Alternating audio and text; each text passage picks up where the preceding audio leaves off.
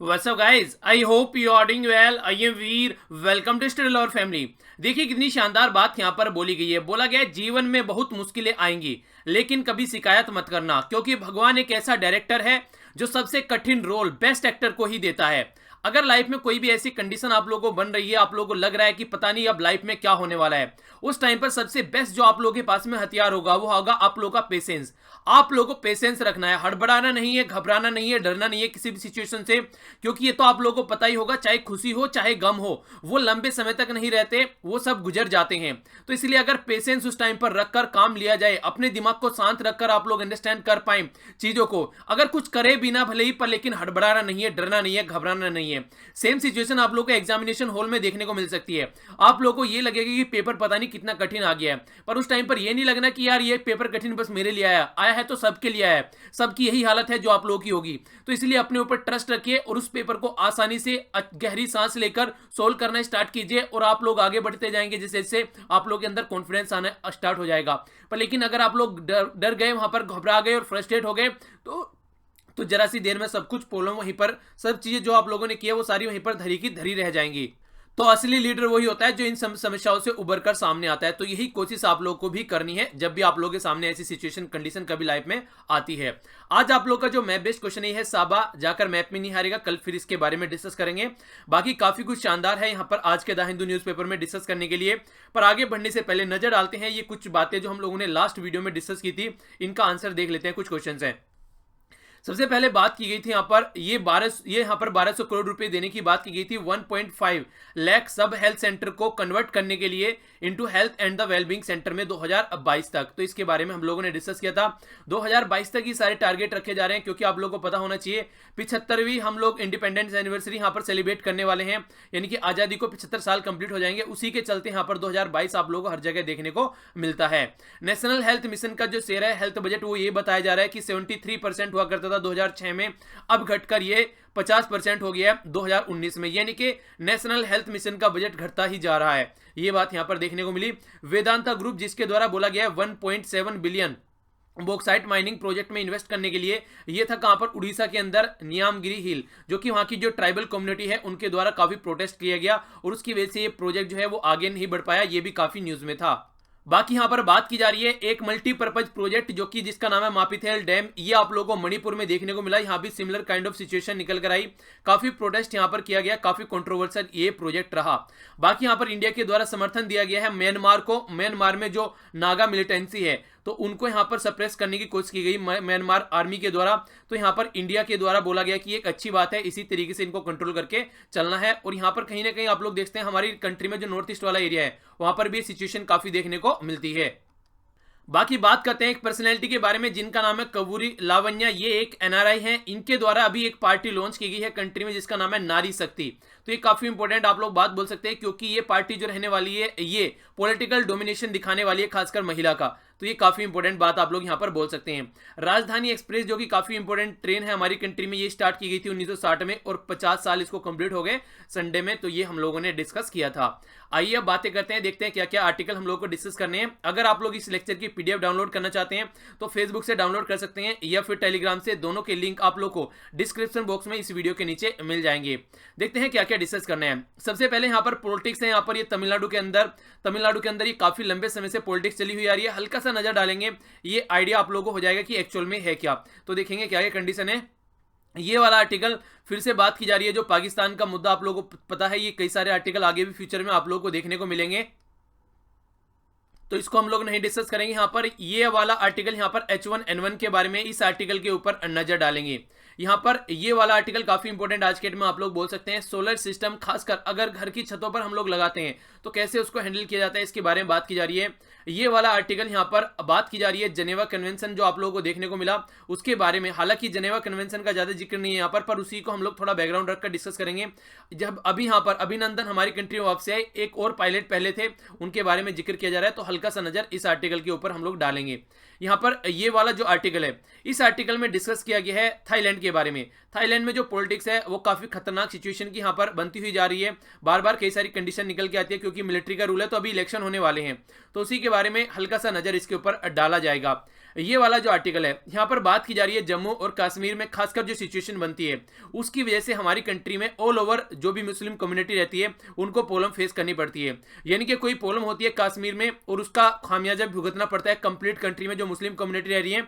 ये बोला जा रहा है कि उनके ऊपर ब्लेम गेम स्टार्ट हो जाता है। ये तो सब देखते हैं कि क्या चल रहा है जम्मू और कश्मीर में, क्या प्रॉब्लम हो रही है उधर जम्मू और कश्मीर वाले एरिया में, पर लेकिन पूरी कंट्री में मुस्लिम कम्युनिटी को किस तरीके से देखा जा रहा है वो सब देखना, वो उसके बारे में कोई एनालिसिस नहीं करता है। यानी कि एक तरीके से काम कोई और करता है, प्रॉब्लम झेलना पड़ता है किसी और को। ये बात यहाँ पर राइटर बोल रहे हैं और ये रियली में आप लोगों को देखने को मिला। खासकर उत्तराखंड में, हिमाचल प्रदेश में कई सारे कश्मीरी जो बच्चे पढ़ रहे थे उनको अपने घर वापस लौटना पड़ गया, वहां से इस तरीके की सिचुएशन निकल कर आई। तो ये बोला जा रहा है कि इन सब के ऊपर भी ध्यान रखना चाहिए, क्योंकि हमारी सोसाइटी जो होनी चाहिए वो एक इंक्लूसिव सोसाइटी होनी चाहिए। हमारी सोसाइटी किसी पर्टिकुलर रिलीजन की नहीं है, किसी पर्टिकुलर कास्ट की नहीं है, सब लोग यहाँ पर मिलजुल कर रहते हैं। तो सब लोग मिलजुल कर रहते हैं तो कम से कम इस तरीके से अवेयरनेस फैलाई जाए कि हाँ इंपैक्ट क्या पड़ रहा है अगर कोई ऐसी एक्टिविटी हो रही है तो पर्टिकुलर कम्युनिटी के ऊपर। खासकर जब भी कोई टेररिस्ट एक्टिविटी की बात आती है तो नॉर्मली आप लोगों को देखने को मिलता है जो मुस्लिम कम्युनिटी है उसके ऊपर उंगली उठाई जाती है। हालांकि ये बात एक अलग बात है कि जो यहाँ पर टेररिस्ट ग्रुप होते हैं वो यहाँ पर मुस्लिम रिलीजन से वो कनेक्ट रहते हैं, पर लेकिन वो अगर आप लोग उनको प्रॉपर वे में देखेंगे, वो अगर देखेंगे यानी कि अगर देखा जाए कि मुस्लिम रिलीजन का जो एक तरीके से बैकग्राउंड वो लेकर चलते हैं, एक्चुअल में रिलीजन किसी कोई नहीं होता है उनका, वो एक तरीके से उसको ढाल बनाकर चलते हैं। क्योंकि एक तरीके से अगर कोई रिलीजन इस तरीके से पकड़कर चलेंगे तो कुछ कम्युनिटी की सपोर्ट उनको मिलेगी। यानी कि जिस तरीके से आप लोग देखते हैं, ऐसी बात नहीं है कि यहाँ पर रिलीजन को एक तरीके से आप लोग अगर ऐसे देखेंगे यहाँ रिलीजन का पॉइंट ऑफ यहाँ पर होगा, क्योंकि रिलीजन को अगर ढंग से पढ़ेंगे, चाहे गीता पढ़ लीजिए चाहे कुरान पढ़ लीजिए, कोई भी आप लोगों को यहाँ पर ऐसी चीजें करने के लिए सपोर्ट नहीं करता है कि आप लोग टेररिस्ट एक्टिविटी करो। पर लेकिन ढाल बनाकर रिलीजन को यहाँ पर इनके द्वारा ये काम किए जाते हैं ताकि कम से कम कोई तो इनको सपोर्ट करे, तो वो कंडीशन यहाँ पर देखने को मिलती है। तो उसी रिलीजन के जो सीधे साधे इंसान होते हैं उनके ऊपर क्वेश्चन मार्क लगने लगता है कि इनके रिलीजन के ये काम कर रहे हैं, तो उनको प्रॉब्लम फेस करनी पड़ती है, उनके बच्चों को प्रॉब्लम फेस करनी पड़ती है। तो उसके बारे में भी कोई एनालिसिस होना चाहिए कि ये एक्टिविटी हम लोग को रोकनी है और इन एक्टिविटी को आगे नहीं बढ़ाना है। हमारी सोसाइटी एक इंक्लूसिव सोसाइटी होनी चाहिए और यही बातें सोसाइटी में इंप्लीमेंट भी होनी है। और यही बातें आप लोगों को एग्जाम में अगर कोई क्वेश्चन आना है आप लोगों से रिलेटेड, इन सब चीजों से रिलेटेड, तो उसके भी आप लोगों को ऐसे ही आंसर लिख के चलना है अगर आप लोग रियली मार्क्स लेना चाहते हैं। तो एक ये आर्टिकल है, यहाँ पर बात की जा रही है इंटेलेक्चुअल ऑटोनॉमी के बारे में, हल्का सा नजर इसके ऊपर भी डालेंगे। हालांकि फिलोसफिकल आर्टिकल ज्यादा लिखा गया है पर एक दो पॉइंट है उनको हम लोग देख लेंगे। आइए स्टार्ट करते हैं आज का फर्स्ट आर्टिकल, जहां पर बात की जा रही है, ये देखिए आप लोग, अभी बात की गई यहाँ पर अभिनंदन वर्धमान के बारे में। अभिनंदन वर्धमान हमारी कंट्री में वापस लाए गए 2 दिन के अंदर, जो कि पाकिस्तान में इनका जो प्लेन था वो क्रैश हो गया था जिसका नाम था MiG-21। इंपॉर्टेंट है, हल्का सा आइडिया आप लोग रख सकते हैं, क्वेश्चन कई बार बन जाते हैं मैच करने के लिए। MiG-21 था और खासकर जनेवा कन्वेंशन 1929 के तहत यहाँ पर ये हमारी कंट्री में वापस आए। आखिर जनेवा कन्वेंशन क्या है तो ये आप लोगों से मैंने डिस्कस भी किया था, जनेवा कन्वेंशन वाली वीडियो में आप लोगों को आइडिया होगा, यहाँ पर डिटेल में हम लोगों ने देखा था। और डायरेक्ट क्वेश्चन आप लोगों से मैच करने के लिए यहाँ पर आ सकता है कि कौन से कन्वेंशन में क्या क्या बातें की गई। पहला कन्वेंशन जो है ये है 1864 का, जिसमें बोला गया था कि जो फील्ड में लोग काम कर रहे हैं, खासकर अगर कोई भी आर्म फोर्स के पर्सन है, उनको यहाँ पर एक तरीके से प्रोटेक्ट किया जाएगा। दूसरी बात यहाँ पर की जाती है यानी कि जो लड़ रहे हैं, यानी कि जो लड़ने के बाद में जिनके किसी का हाथ कट गया, किसी का पैर कट गया, उनको देखा जाएगा। जो सेकंड था यहाँ पर ये 1907 का था। यहाँ पर सी में बात की जा रही थी। मान लीजिए जिस तरीके से आप लोगों ने मूवीज भी देखी होगी, अगर जहाज कोई टूट जाता है, जहाज में जो लोग हैं वो वहां पर प्रॉब्लम में है, तो किस तरीके से उनके हाथ पैर कटे हुए हैं, वहां पर भी उनको भी गोलियां लगी हैं, उनको कैसे प्रोटेक्ट करना है। जनेवा कन्वेंशन तीसरा, ये है इंपॉर्टेंट हमारे लिए। यहाँ पर प्रिजनर ऑफ वार की बात की जा रही है, तो यानी कि लड़ाई में जिनको प्रिजनर बना लिया जाता है उनको यहाँ पर ट्रीटमेंट किया जाना चाहिए कि ऐसा होना चाहिए कि उनको इंसान पहले ट्रीट करना चाहिए आप लोगों को, उसके बाद में देखना चाहिए कि ये कौन सी कंट्री का सिटीजन है या फिर कौन सी आर्मी की साइड से लड़ रहा है। तो पहले इंसानियत के नाते आप लोग यहाँ पर इसके ऊपर फोकस देकर चलना चाहिए। तो ये वाला कन्वेंशन था जो कि 1929 का था, जिसके ऊपर बात की गई। अभिनंदन हमारी कंट्री में वापसी आए। फोर्थ जनेवा कन्वेंशन जो था ये था 1949 का, तो यहाँ पर बात की गई प्रोटेक्शन ऑफ सिविल प्रिजनर, ठीक है, यानी कि जो सिविल जो एरिया के जो लोग हैं वहां पर उनको कैसे आप लोगों को लेकर चलना है, उनको कैसे आप लोगों को ट्रीट करना है, तो उसके बारे में यहाँ पर बात की गई। हालांकि यहाँ पर जब 1949 की बात करते हैं तो सब कुछ इंक्लूड कर यहाँ पर ये नाम दे दिया गया फिर इसको जनेवा कन्वेंशन या फिर 1949 का कन्वेंशन। तो ये बात आप लोग याद रख सकते हैं, ये कंप्लीट ओवरऑल कन्वेंशन यहाँ पर बोल दिया जाता है। तो इसी के चलते जो हमारी कंट्री में पास्ट में आप लोगों को देखने को मिला, तो ये थे लेफ्टिनेंट थे यहाँ पर के नचिकेता, इनको छुटाया गया। इनका भी जहाज कुछ ऐसे ही MiG-27 था, जिसकी वजह से यहाँ पर इंजन में प्रॉब्लम आई और ये भी इसी तरीके से पाकिस्तान के कंट्रोल में आ गए। मई 27 1999 की बात की जा रही है कारगिल वॉर की, पर लेकिन मई 27 से जून ये 7 दिन के अंदर अंदर यानी कि एक वीक के अंदर अंदर अपनी कंट्री में वापसी आ गए थे। उस टाइम पर गवर्नमेंट थी अटल बिहारी वाजपेयी जी की और international committee of red cross, इनके साथ में मिलकर हमारी गवर्नमेंट ने काम किया और आसानी से यहां पर अपनी कंट्री में वापस आ गए। देखिए ये सारी चीजें क्या है इंटरनेशनल कमिटी, ये international committee on red cross किस तरीके से किस पर्सनैलिटी ने ये चीजें स्टार्ट की थी, वो सारी मैंने आप लोगों को ये डिटेल में जब मैंने डिस्कस किया था जेनेवा कन्वेंशन उस टाइम पर आप लोगों को वहां पर पढ़ाई थी। तो ये सारी बातें, इसके अलावा क्या क्या बातें हैं इसके अंदर, सारी बातें आप लोग देखते हैं। कई सारे क्वेश्चन बनने के चांसेस बहुत ज्यादा हैं क्योंकि ये काफी इंपॉर्टेंट टॉपिक बन गया है। मेंस में भी क्वेश्चन पूछा जा सकता है और इसी के साथ प्रीलिम्स में तो ज्यादा चांसेस नहीं है। तो टॉपिक को थोड़ा डिटेल में आप लोग समझ लीजिए ताकि कोई क्वेश्चन आप लोगों का न छूटे। अभी आप लोगों को यहाँ पर अभिनंदन वाला केस देखने को मिला, तो जो कंडीशन निकल कर आई ये बोली जा रही है यहाँ पर राइटर के द्वारा कि अगर बात करें 20 साल पहले की, जो कि आप लोग देखते हैं 1999 में, तब से लेके अब तक का हम लोग 2019 में खड़े हुए हैं, तो 20 साल लगभग पूरे हो गए हैं, पर लेकिन इंडिया और पाकिस्तान के रिलेशन में कोई भी एक अच्छा आप लोग को ऐसा नहीं देखने को मिला कि आज अच्छे लेवल पर पहुंच गए। अभी सिमिलर काइंड ऑफ सिचुएशन में हम लोग दोनों जूझ रहे हैं। तो ये बात बोली गई और खासकर जो राइटर हैं यहाँ पर ये लंबे समय तक पाकिस्तान में भी रहे, इन्होंने वहां पर भी जाकर मतलब एक तरीके से उन्हें होते हैं अलग अलग न्यूज़पेपर के कोरेस्पोंडेंस अलग अलग एरिया में होते हैं, तो उसी तरीके से इन्होंने बताया। तो ये हल्का सा आइडिया आप लोग इसके बारे में रख सकते हैं। बाकी ये लेक्चर जो है यहाँ पर जेनेवा कन्वेंशन, उसका लिंक इस वीडियो के नीचे प्रोवाइड करा दूंगा अगर आप लोगों को डिटेल में इंफॉर्मेशन लेनी है तो। आइए आगे बढ़ते हैं। नेक्स्ट जो आर्टिकल है यहाँ पर सोलर पावर हाउस के बारे में बात की जा रही है। कोई भी इंसान आज के डेट में चाहता है कि उसका एक घर हो, पर लेकिन घर के साथ साथ में इलेक्ट्रिसिटी बहुत बड़ा रोल प्ले करती है। इलेक्ट्रिसिटी एक तो यह है कि बाहर से आप लोग कोई कनेक्शन लेके आना है तब जाकर आप लोग उसको देखिए, पर लेकिन अगर ऊपर ही आप लोग घर के ऊपर यहाँ पर सोलर पैनल लगा देते हैं तो फिर कैसा रहेगा, तो उसी के बारे में यहाँ पर जिक्र किया जा रहा है। जो राइटर है यहाँ पर बोल रहे हैं हमारी कंट्री में जो टारगेट है ये है 2022 तक का, हमारी कंट्री में 175 गीगावाट का टारगेट है कि हम लोगों को यहाँ पर सोलर एनर्जी को लेकर चलना है। ठीक है, सोलर एनर्जी वो रिन्यूएबल एनर्जी को लेकर चलना है। रिन्यूएबल एनर्जी में यहाँ पर 100 जो गीगावाट है वहां पर सोलर एनर्जी है, बाकी विंड है, बायोमास है और इसके अलावा जो हाइडल प्रोजेक्ट है ये मिलाकर टोटल 75 गीगावाट है और बाकी का जो सोलर से है वो टोटल मिलाकर यहाँ पर 100 गीगावाट है। 100 गीगावाट में से 40 गीगावाट जो है वो छतों पर हम लोगों को जो भी ये इस तरीके से सोलर पैनल लगाते हैं उसके बारे में बात की जा रही है। ठीक है, बाकी बड़े बड़े पार्क यहाँ पर ये फिर इसके अलावा जो यूटिलिटी स्केल के जो प्रोजेक्ट हैं आप लोग लगाते हैं वो बात की जा रही है। तो घुमा फिरा के अगर इनको काउंट करेंगे आप लोग तो 100 गीगावाट आते हैं यहाँ पर। 100 गीगावाट में तो जो कंप्लीट आर्टिकल है यहाँ पर ये है यहाँ पर 40 गीगावाट के ऊपर जो कि टारगेट है अचीव करने का, छतों के ऊपर सोलर पैनल लगाना यहाँ पर 2022 तक हम लोगों को अचीव करना है ये टारगेट। तो इसके ऊपर पूरा आर्टिकल है, तो आइए नजर डालते हैं। तो यहाँ पर जो राइटर हैं वो बोल रहे हैं सीधा सीधा कि अभी रिसेंटली हमारी कंट्री में cabinet committee on economic affair के द्वारा सेकंड फेज स्टार्ट किया गया और ये बोला गया कि जो सोलर पैनल से रिलेटेड जो एनर्जी यहाँ पर प्रोड्यूस करनी है, यानी कि रूफ के ऊपर जो टॉप सोलर प्रोग्राम यहाँ पर चलाए जा रहे हैं, ग्रिड कनेक्टिविटी की उसके साथ में बात की जा रही है। ये क्या होता है, ये बात ऐसा होता है अगर आप लोग अपने घर में यहाँ पर सोलर पैनल लगा रहे हैं और यहाँ पर कोई ग्रिड आप लोगों के पास में आ रहा है, तो अगर आप लोग एक्स्ट्रा इलेक्ट्रिसिटी जनरेट कर रहे हैं तो आप लोग ग्रिड को वो इलेक्ट्रिसिटी बेच सकते हैं। यानी कि अगर आप लोग यहाँ पर एक्स्ट्रा एनर्जी जनरेट करें तो बेच सकते हैं और आप लोगों को अगर रिक्वायरमेंट होती है, अगर आप लोग उस टाइम पर कोई प्रॉब्लम आप लोगों के घर पे है, यहाँ पर कोई पैनल या काम नहीं कर रहा है, एक्स्ट्रा इलेक्ट्रिसिटी चाहिए तो आप लोग उसको वहां पर वापसी भी ले सकते हैं। तो ये सिस्टम है ग्रिड कनेक्टिविटी का, यानी कि एक तरीके से आम के आम और गुठलियों के दाम आप लोग यहाँ पर इसको बोल सकते हैं। आप लोगों को इलेक्ट्रिसिटी भी मिलेगी और साथ ही साथ में ये एक ऐसी इलेक्ट्रिसिटी होगी जो कि इन्वायरमेंट फ्रेंडली होगी, रिन्यूएबल एनर्जी होगी और कोई ज्यादा इंपैक्ट नहीं आप लोगों को पड़ता हुआ नजर आएगा। और सबसे बड़ी बात यह है कोई इंफ्रास्ट्रक्चर क्रिएट करने की जरूरत नहीं है, ज्यादा खंबे लगाने उसके बाद में कहीं इलेक्ट्रिसिटी पहुंचा पाएंगे।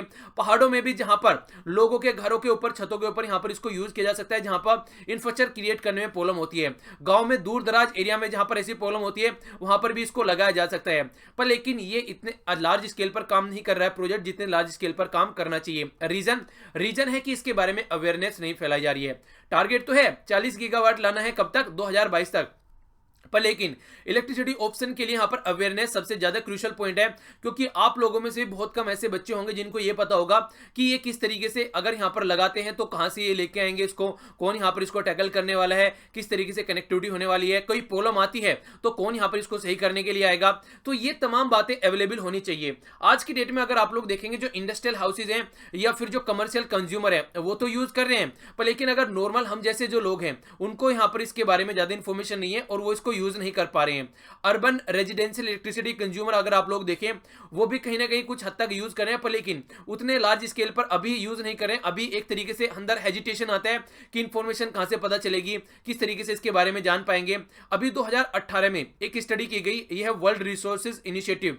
ये बात की गई पांच जो सिटीज हैं, बेंगलुरु, चंडीगढ़, चेन्नई, जयपुर और नागपुर। तो यहां से जो निकल के आई तो बातें ये देखने को मिली कहीं ना कहीं घुमा फिरा के अभी भी उतने लार्ज स्केल पर काम नहीं हो रहा है। अगर देखा जाए लोगों के पास में एनफ इंफॉर्मेशन नहीं है जितनी उनके पास में इंफॉर्मेशन होनी चाहिए।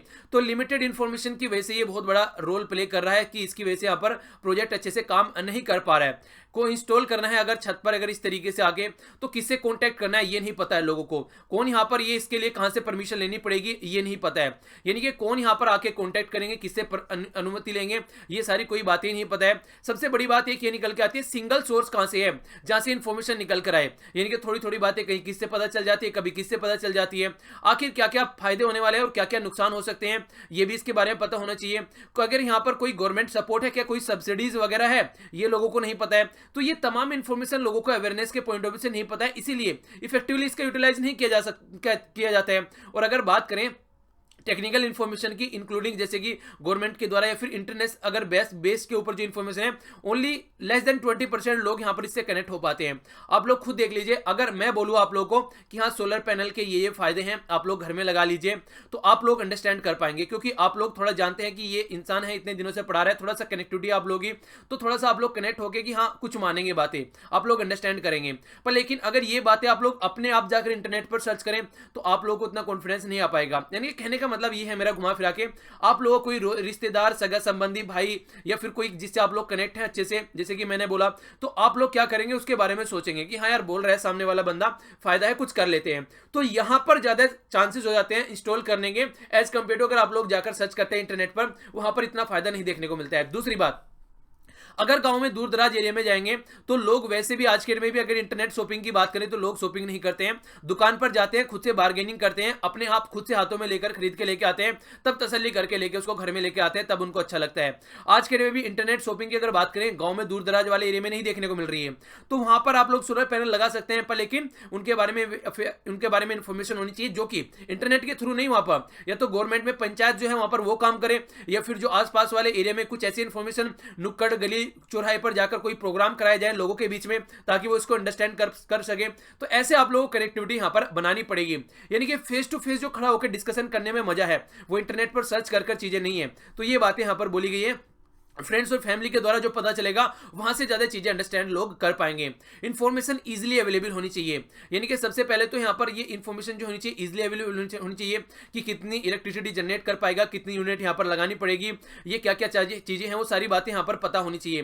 प्राइसिंग कॉस्ट क्या आने वाली है, यहाँ पर किस तरीके से मेंटेनेंस होने वाला है, कौन यहाँ पर सपोर्ट इसको करने वाला है, ये तमाम मुद्दे यहाँ पर सामने निकल कर आने चाहिए। अगर बात करें लोकल एरिया में कौन वहां पर लाइनमैन होने वाला है, कौन इलेक्ट्रिसिटी इंस्पेक्टर होने वाला है, कौन नोडल ऑफिसर होने वाला है, अगर कोई प्रॉब्लम आती है तो वो कैसे हैंडल की जाएगी, ये सारी चीजें अगर लोगों को पता रहेगी तभी तो अंडरस्टैंड कर पाएंगे, तभी तो वो इसमें कॉन्फिडेंस में आ पाएंगे कि हाँ ऐसा कुछ होने वाला है।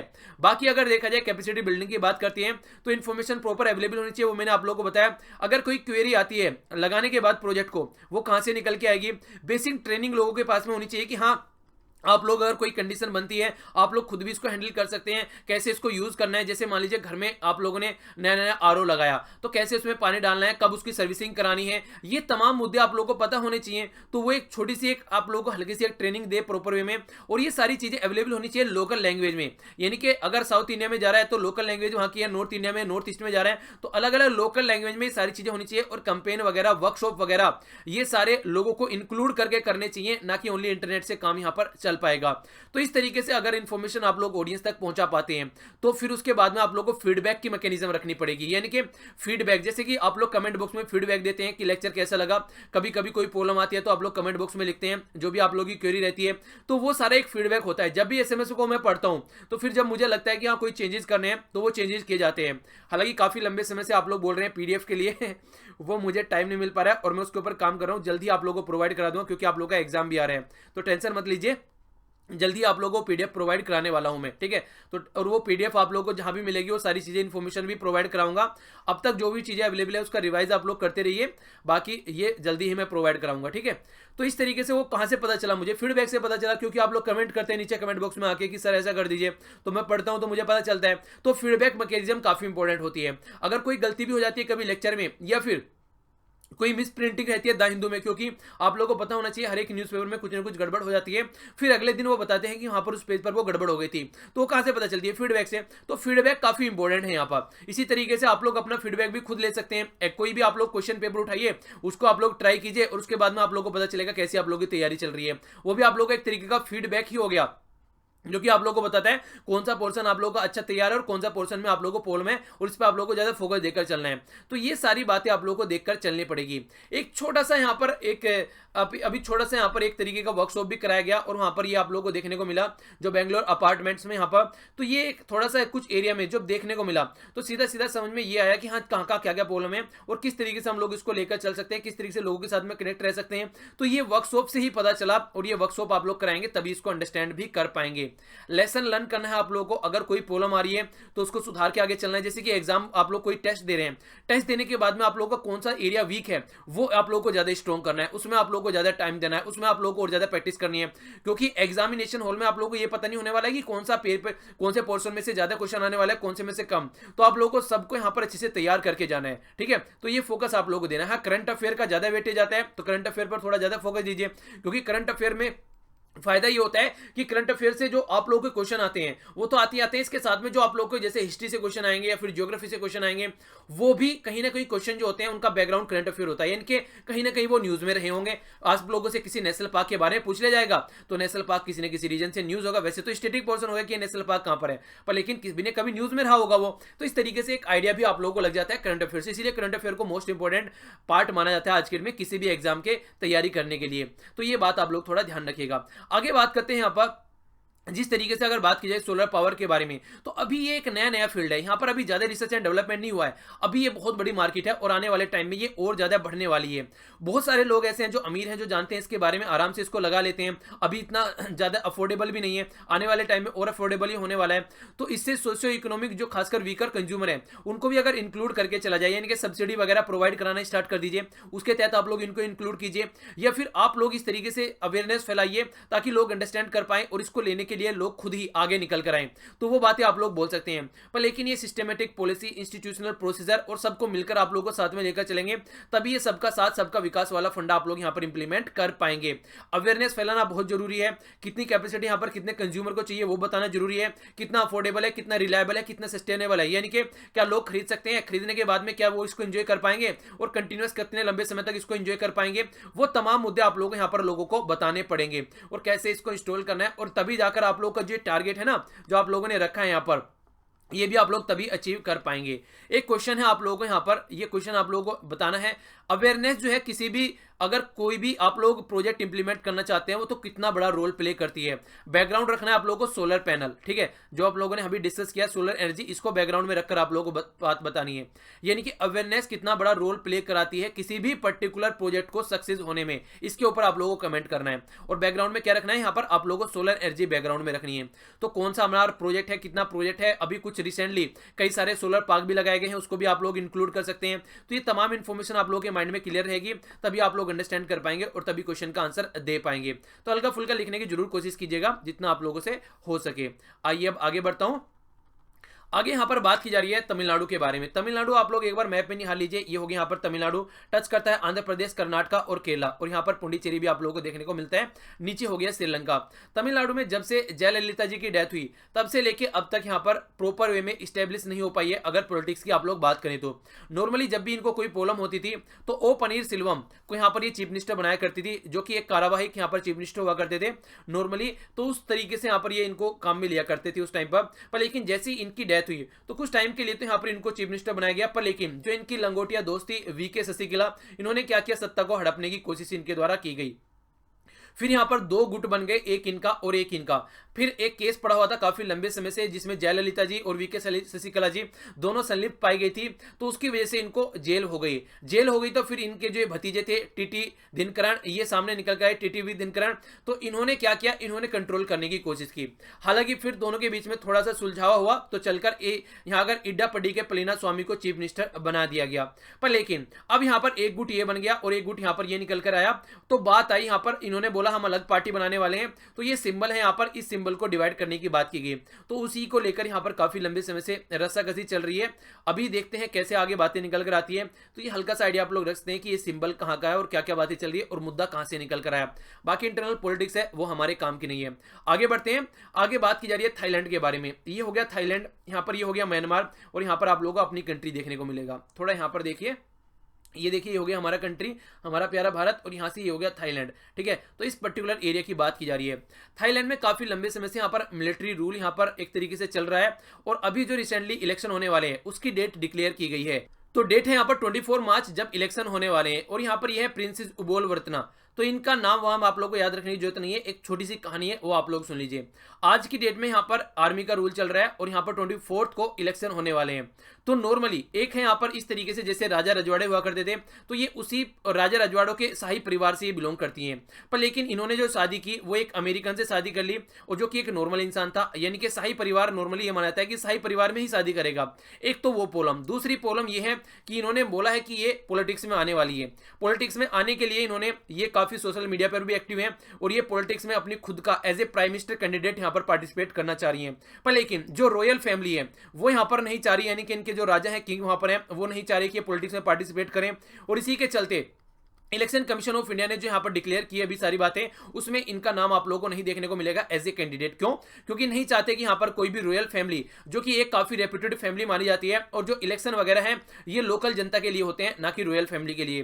तो लेकिन इन्होंने पार्टिसिपेट करने की बात की, तो इसीलिए काफी मुद्दे यहाँ पर चला हुआ आ रहा है। तो एक तरीके से बात आप लोग ये बोल सकते हैं कि जो रॉयल फैमिली है उसको अलग रखने की बात की जाती है, क्योंकि उनका एक अलग तबका होता है सोसाइटी में, उनका एक अलग रुतबा होता है। अगर वो जनता के सामने ऐसे आएंगे जिनको देखने में भी टाइम लगता है कि हाँ ये लोग हैं, इनको देखो, तो वहां पर कभी कभी मौका मिलता है। पर लेकिन अगर जनता में आएंगे तो ये बोलते हैं कि ऐसा ये सही नहीं है। हालांकि इनको यहाँ पर अभी जो शादी की है वो एक नॉर्मल इंसान से की है, और इन्होंने खुद बोला है कि मुझे नहीं चाहिए रॉयल फैमिली का दर्जा, फिर भी कंटिन्यू यहाँ पर रॉयल फैमिली का दर्जा इनको दिया जा रहा है। तो कई सारी प्रॉब्लम यहाँ पर निकल कर आ रही है। तो देखने वाली बात यहाँ पर ये होगी आगे आखिर कैसे चीजें चल पाती हैं। 24 मार्च को जब इलेक्शन होते हैं तो यहाँ पर क्या डेमोक्रेटिकली इलेक्टेड गवर्नमेंट आती है, तो वो तमाम मुद्दे आप लोग यहाँ पर देख सकते हैं। यहाँ पर बात हो गई थाईलैंड की, ये आप लोग कंबोडिया देखते हैं, ये हो गया वियतनाम काफी न्यूज में था अभी हनोई में, जो डोनाल्ड ट्रंप और किम जोंग उन मिले उसकी वजह से यहाँ पर न्यूज में था काफी। तो हल्का सा आइडिया आप लोग रख सकते हैं। और बाकी ये हो गया यहाँ पर लाओस, जो कि एक लैंडलॉक कंट्री है। यहाँ पर ये साउथ चाइना सी हो गया, ये वही साउथ चाइना सी है जहाँ पर फिलीपीन आप लोगों को देखने को मिलते हैं यहाँ पर पड़ोस में। और अभी यूएसए ने ये बोला है कि ये साउथ चाइना सी जो ओपन रहना चाहिए, अगर चाइना कंट्रोल करने की कोशिश करेगा तो हम वहां पर पिक्चर में आएंगे जरूर। थाईलैंड हो गए यहाँ पर, अगर बात करें थाई बाट, इसकी यहाँ पर करेंसी होगी, और बैंकॉक यहाँ पर होगी इसकी कैपिटल। तो ये कुछ बातें आप लोग हल्का सा आइडिया रख सकते हैं। आइए अब आगे बढ़ता हूं। जो नेक्स्ट आर्टिकल यहाँ पर डिस्कस किया जा रहा है, ये किया जा रहा है H1N1 के बारे में। H1N1 इन्फ्लुएंजा, पहले ये आप लोगों को देखने को मिलता था, कभी कभी हुआ करता था, पर लेकिन ये अब सीजनल हो चुका है। यानी कि जैसे जैसे सीजन आता है ये इस तरीके की बीमारी आप लोगों को देखने को मिलती है। पहले नॉर्मली सर्दियों में देखने को मिलते थे, अब लेकिन आप लोगों को गर्मियों में भी देखने को मिलने लगी है ये इस तरीके की एक्टिविटी। लास्ट 55 दिनों की बात अगर की जाए, यानी कि लगभग जो बात की जाए, लगभग अगर देखा जाए यहाँ पर टिल 24 फरवरी तक यहाँ पर एक अनुमान लगाकर चला जा रहा है, तो 14,803 जो है लोग यहाँ पर वो यहाँ पर इसकी भेंट, वो यहाँ पर इनको ये एक तरीके से ये इसके सिम्टम्स पाए गए हैं, और 448 जो लोग हैं यहाँ पर इसकी भेंट चढ़ चुके हैं, यानी कि उनकी डेथ हो चुकी है। राजस्थान, दिल्ली और गुजरात और उत्तर प्रदेश, ये बहुत सारे लोग जो है अगर इन्फेक्टेड पाए गए हैं। और अगर डेथ की बात करें तो यहाँ पर राजस्थान और गुजरात में सबसे ज्यादा डेथ आप लोगों को देखने को मिली, 137 और 88। ये डेटा याद नहीं रखना है, हल्का सा आप लोगों को अनुमान होना चाहिए। हाँ, एरिया जरूर याद रखना है, जैसे राजस्थान, दिल्ली और गुजरात, तो इसके बारे में बात की जा रही है। और ये जो डेथ है यहाँ पर ये बढ़ती हुई जा रही है। यहाँ पर वेस्ट बंगाल भी अभी कैटेगरी में यहाँ पर आ रहा है। ये अभी इंटीग्रेटेड डिजीज सर्विलेंस प्रोग्राम के द्वारा यहाँ पर बात की गई है, और कई सारी डेथ भी इसके द्वारा कंफर्म की गई है रिसेंटली अभी। और कई सारे केसेस भी यहाँ पर इसके द्वारा बताए गए हैं। तो ये जो बीमारी है नॉर्मली, जैसे कि आप लोग देखेंगे पब्लिक में खांसना, जैसे कि मुंह पर हाथ रख के खांसा जाए तो ज़्यादा सही रहता है, छींकना वगैरह हो गया, अपना हैंकी लगाकर छींका जाए तो वो रहता है। ये ऐसे वायरस हैं जो कि इस तरीके से फैलते हैं, यानी कि अगर किसी भी ऐसे इंसान के पास में आप लोग खड़े हो, छींकता है, खांसता है, सबसे पहले तो उस इंसान को एकदम बोलिए कि अपने मुंह पर रुमाल रखकर छींकना है या खांसना है। इसकी वजह से काफ़ी बीमारी आज के डेट में फैल रही है, और ये आप लोग भी अपनी आदत बना लीजिए। अगर कभी खांसी आए या छींके आप लोग, तो अपना हैंकी पास में रखिए, उसको मुंह पर लगाइए और तभी आप लोगों को छींकना है। ये काफी जरूरी है, और ये एक तरीके से इसकी वजह से भी काफी प्रॉब्लम यहां पर फेस करनी पड़ रही है, क्योंकि मेट्रो में अगर आप लोग जाएंगे, कभी बस में कहीं पर जाएंगे, मुंह से मुंह सटाकर आदमी इतना ज्यादा घिच-पिच वहां पर रहता है कि आप लोग बोल नहीं सकते कि वहां पर एक तरीके से जरा सी भी जगह रहती है। तो आप लोग समझ सकते हैं कैसी चीजें हो रहती हैं। अगर उस टाइम पर कोई खांसता है, छींकता है, तो 3-4 लोगों को एकदम चपेट में लेगा वहां पर। तो इस तरीके से ये 2009 से जब से बात की गई स्टार्टली ग्लोबली, ये काफी एक काफी लार्ज स्केल पर इंपैक्ट डाल रहा है। 2009 में अगर बात की जाए, WHO के द्वारा ये बोला गया, इसकी वजह से लगभग ये माना जा रहा है जो 18,500 जो लोग हैं यहाँ पर, ये कंफर्म डेथ की गई WHO के द्वारा। समझ रहे हैं आप लोग। और बल्कि अगर देखा जाए 2012 में आगे चलकर यहाँ पर एक न्यूज़पेपर है यहाँ पर, उसके द्वारा तो यहाँ पर बोला गया 2,84,000 जो डेथ यहाँ पर निकल कर आई, यानी कि 2,84,000 लोग यहाँ पर मारे गए। ये बात निकल कर आई 2012 में। हालांकि ये सारी चीजें इस तरीके से है जो कि लेबोरेटरी के द्वारा जो कंफर्म की गई उसका 15 गुना है। हालांकि ये बातें अलग हैं, यानी कि आप लोगों को नॉर्मली देखने को मिलता है एग्जैक्ट जो न्यूज़पेपर में इंफॉर्मेशन आती है वो अलग होती है, और जो ऑफिशियल डेटा होता है वो अलग होता है। कई बार ये कंडीशन देखने को मिलती है। हालांकि कंडीशन कोई भी क्यों ना हो, पर लेकिन ये बीमारी काफी लार्ज स्केल पर फैल रही है। अगर फरवरी 6 की बात करें तो मिनिस्ट्री, हमारी जो मिनिस्ट्री है हेल्थ मिनिस्ट्री के द्वारा भी यहाँ पर बोला गया कि हम लोग रिव्यू कर रहे हैं, प्रिपेयर हैं हम लोग, पर लेकिन उस लेवल पर प्रिपेयर नहीं है जिस लेवल पर प्रिपेयर यहाँ पर होना चाहिए था। केसेस देखने को मिले यहाँ पर 6,701 और यहाँ पर 226 रेस्पेक्टिवली अभी डेथ भी देखने को मिली। इसी तरीके से डबल हो गई है 20 अगर दिन की बात करें लास्ट में, ये बढ़ता ही जा रहा है, यानी कि ये बीमारी खास लार्ज स्केल पर बढ़ती हुई जा रही है। तो यहाँ पर देखने की बात यह है कि उन लोगों को जिनको ये बीमारी ऑलरेडी हो चुकी है उनको इग्नोर किया जा रहा है, जबकि सबसे ज्यादा खतरा उन्हीं को है इस बीमारी के और ज्यादा होने के। तो उनको इग्नोर नहीं करना है, उनको भी साथ में लेकर चलना है। और जिनको डायबिटीज या फिर हाइपरटेंशन है, यानी कि मधुमेह या फिर उच्च रक्तचाप वाली बीमारियां हैं, उनको ये और ज्यादा लगने के चांसेस हैं। तो जो जिनको ऑलरेडी हो चुके हैं और जो लोग यहाँ पर ये बीमारी से जूझ रहे हैं, उनको और ज्यादा बीमारी लग सकती है, तो उसके ऊपर ज्यादा फोकस देना चाहिए, जबकि उनको इग्नोर किया जा रहा है। तो ये बात यहाँ पर बोली जा रही है। H1N1 सीजनल इन्फ्लुएंस ये सीजनल आप लोगों के लिए आज के दिन में फ्लू बन चुका है, जो कि पहले एक तरीके से अलग टाइम पर हुआ करता था, पर लेकिन अब आप लोगों को देखने को मिलेगा हर एक मौसम में, चाहे गर्मी हो चाहे सर्दी हो। शार्प इंक्रीज यहाँ पर देखने को मिला है, लोगों की जान यहाँ पर जा रही है। तो अब यहाँ पर देखने वाली बात यह है कि कितना ज्यादा आप लोग अवेयरनेस फैला सकते हैं। हाथ वगैरह धोकर खाना खाना है आप लोगों को। जब भी कहीं से बाहर से आते हैं, खाना खाने से पहले आप लोगों को हमेशा हाथ धोने हैं, ठीक है। पानी जो है हमेशा अपना घर से लेकर जाइए बोतल में, उसी को पीजिए। बाहर जाकर कोशिश कम कीजिए इस तरीके की एक्टिविटी करने की। अगर कोई पानी पीना है आप लोगों को तो फिर बोतल बंद ही पानी पीजिए, ये कर सकते हैं। अगर छींकना खांसना ये सब चीजें हैं तो यूज कीजिए अपना कोई भी शिष्टाचार दिखाइए, यानी कि अपने चेहरे पर अपना हैंकी वगैरह यूज कीजिए। तो ये तमाम अवेयरनेस आप लोगों को फैलानी पड़ेगी अगर आप लोग रियली में इसको रोकना चाहते हैं। तो ये कुछ बातें हैं जो आप लोग अपने आप भी इंप्लीमेंट कर सकते हैं, लाइफ में काफी फायदा देखने को मिलेगा। यूएसए और चाइना बात कर रहे हैं यहाँ पर आगे कि किस तरीके से जो ट्रेड वॉर चल रही है उसको खत्म किया जाए और आगे मिलकर काम करा जाए। पर लेकिन इसके लिए बीजिंग यानी कि चाइना को काफी कुछ खरीदना पड़ेगा यूएसए से। तो वो देखते हैं क्या बातें आगे हो पाती हैं। बात करते हैं यहाँ पर international food policy research institute, जिसका नाम है IFPRI।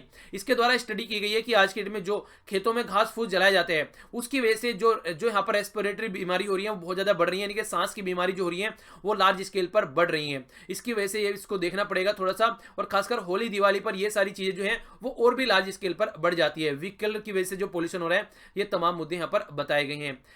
4 कंट्री के साथ में मिलकर इंडिया, भूटान, नेपाल, इंडोनेशिया और मलेशिया, ये जो एशियन राइनोज हैं इनको यहाँ पर प्रोटेक्ट करने की बात कर रहे हैं सब मिलकर। यहाँ पर न्यू दिल्ली डिक्लेरेशन अभी देखने को मिला आप लोगों को इनके से रिलेटेड, तो यहाँ पर दिल्ली में मिले और उसी के बारे में सोचा जा रहा है कैसे इनको यहाँ पर हम लोग सेव कर सकते हैं, जो कि आज के डेट में काफी सदमे में है। काफी लोग इनके काफी पोचिंग आप लोगों को इनकी देखने को मिल रही है, काफी मारे जा रहे हैं। पाकिस्तान की साइड से एक न्यूज निकलकर यहाँ पर यह आ रही है कि पाकिस्तान के ऊपर प्रेशर बनाया गया फाइनेंशियल एक्शन टास्क फोर्स के द्वारा और अलग अलग ऑर्गेनाइजेशन के द्वारा। उसके चलते इन्होंने लश्कर तैयबा और यहाँ पर जमात उद्दवा और इसी के साथ में यहाँ पर है यह है यहाँ पर फलह आई इंसानियत, अलग अलग नाम है, फाउंडेशन है, टेररिस्ट ऑर्गेनाइजेशन। इनको यहाँ पर कंट्रोल में लेने की बात की गई है, ठीक है। तो अब तो देखते हैं यहाँ पर आगे कैसे बात चलती है। अभी तो यहाँ पर ये इसके ऊपर यहाँ पर इनको एक तरीके से ये बोला गया कि इनके ऊपर बैन लगाया जा रहा है, पर लेकिन इंडिया इससे सेटिस्फाई नहीं है। इंडिया कह रहा है कि और लार्ज स्केल पर आप लोगों को यहाँ पर स्टेप उठाना है। अभी यहाँ पर जम्मू और कश्मीर में अभी पता है आप लोगों को प्रेसिडेंट रूल चल रहा है। बात ये आ रही है कि साइमल्टेनियस इलेक्शन होने की बात चल रही है कि साइमल्टेनियस इलेक्शन यहाँ पर कराए जाए, यहाँ पर जो यहाँ सेंटर के होने वाले हैं और यहाँ पर जो अभी जम्मू और कश्मीर के। तो देखते हैं क्या यहाँ पर इस तरीके से बातें हो पाती हैं। आगे बात करते हैं। यहाँ पर आप लोगों को पता है कि 15 जनवरी से चलने वाला महाकुंभ का मेला 4 मार्च को खत्म हो चुका है।